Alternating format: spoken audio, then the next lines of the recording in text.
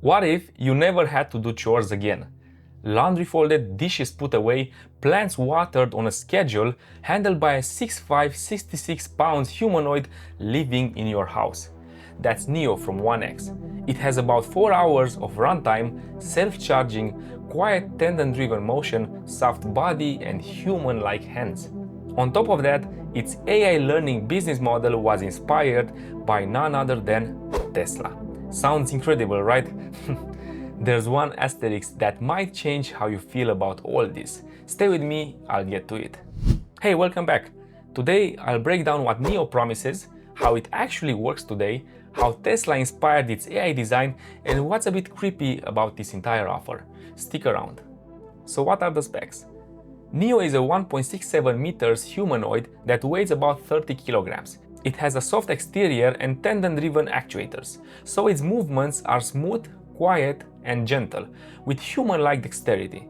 It runs roughly for 4 hours per charge and then docks to recharge itself. In everyday use, it's meant to fold and put away laundry, to do dishes end-to-end, tidy and vacuum, water plants on a schedule, and even find misplaced items. You can even reserve one with a $200 refundable deposit. The pricing? About $20K to own with priority delivery, or about $500 per month on subscription, with US deliveries targeted for as early as 2026. The promise is simple. Leave home and come back to a tidy house, basically a Roomba with arms and 10 fingers. A general purpose helper that learns your routines and just handles it. And yet, there's a detail about how it handles some of the things that he's not yet trained to do. Let's have some day one reality check. In hands-on demos, tasks looked slow and delicate. Fetching a water bottle took roughly a minute over a 10-foot distance. Loading 3 dishwasher items around 5 minutes. The prototype sometimes needed cool down and charging breaks. So it's 70 degrees here in California. Why are you wearing a sweater? Good question. Bert, why am I wearing a sweater? The company says that the 2026 model will be safer and have better hand dexterity, and that the quality improves as more data flows in from real homes. Fair, first-gen products do mature, but speed and reliability also matters in kitchens, not just labs. The big question is, what's actually autonomous on day one?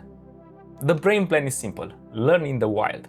Here's the AI strategy. Start with limited autonomy, deploy to early adopters, collect real-world data as it performs assignments, and quickly improve the model.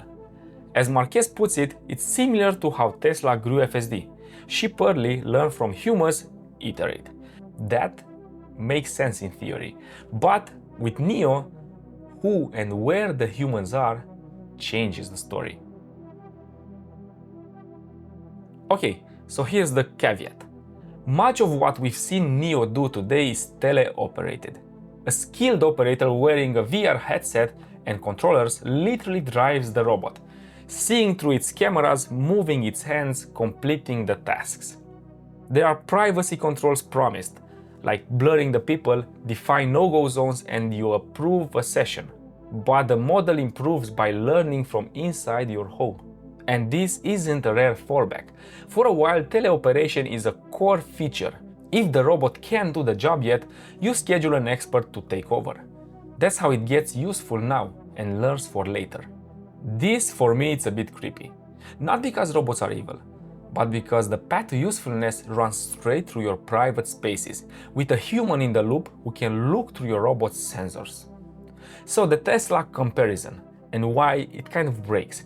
Marquez made a smart comparison to Tesla, and in the process he admitted that is the best regarding vehicle autonomy. And believe it or not, I think Tesla self-driving is a really perfect parallel example for a lot of this stuff. Now, in the self-driving car world, no matter what you think of them, Tesla's definitely a leader here. It was about time, Marquez. Thumbs up for that. As Tesla did with FSD, the idea is to ship early and use real-world data to improve. I agree with the strategy, but not entirely with the comparison. And they've had a pretty clever approach to trying to work on this problem, because their problem is their robots on wheels need to learn all of these possible variations and ways to navigate situations that could happen on the road. There are three critical differences that make this a very different risk-reward scenario. The first one, utility on day one. Tesla is a useful car even without autonomy. It's competitive on range, performance and comfort. The autopilot or FSD is a bonus you can disengage. NEO without autonomy is limited. If the main way to get value is teleoperation, you've effectively bought a premium remote housekeeping service with a robot body. Supervision versus teleoperation. Tesla's vehicles aren't teleoperated by Tesla. You supervise and can instantly take over. NEO leans on teleoperations to make progress. That's a dependency on scheduling, latency and availability. And a trust issue. Someone else is virtually inside your house. Public roads versus private rooms. Tesla's cameras mostly see the outside world. The closest to private life is the garage. NEO lives inside kitchens, bedrooms, medicine cabinets, unless you strictly geofence. The privacy blast radius is in a different league.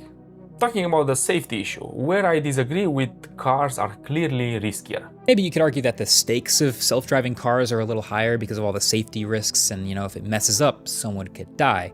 Yes, a moving car has enormous kinetic energy. Mistakes can be catastrophic.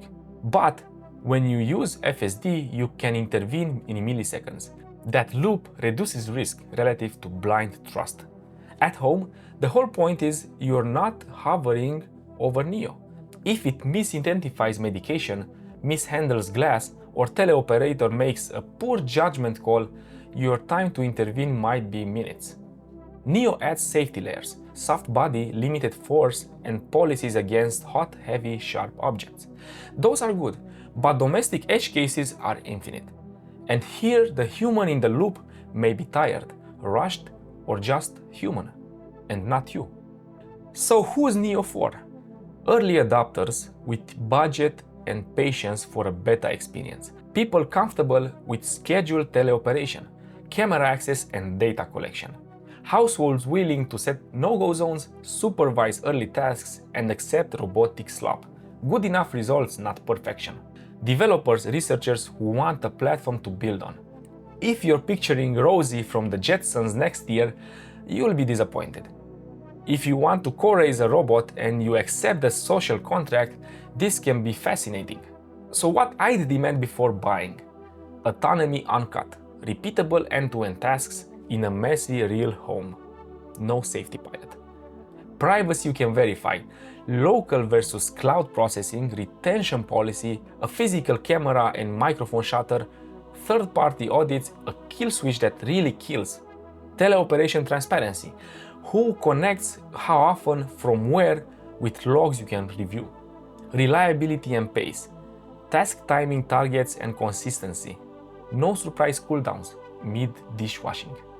And some total cost of ownership clarity, like warranty, replacement parts, subscription details, and expert mode pricing. So here's my verdict. I am excited about physical AI, truly.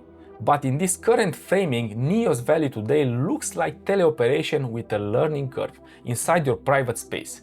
If 1x flips the default to local, private, autonomous first with teleoperation as a rare exception, I'm listening. Until then, the promise is real, but so is the creepiness that comes with the contract. Tell me, would you let a remote operator drive a robot inside your home if it meant never doing dishes again?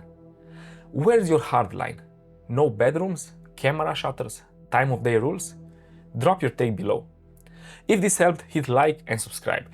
Would you like me to test the real thing when consumer units arrive and push for autonomy-only demos?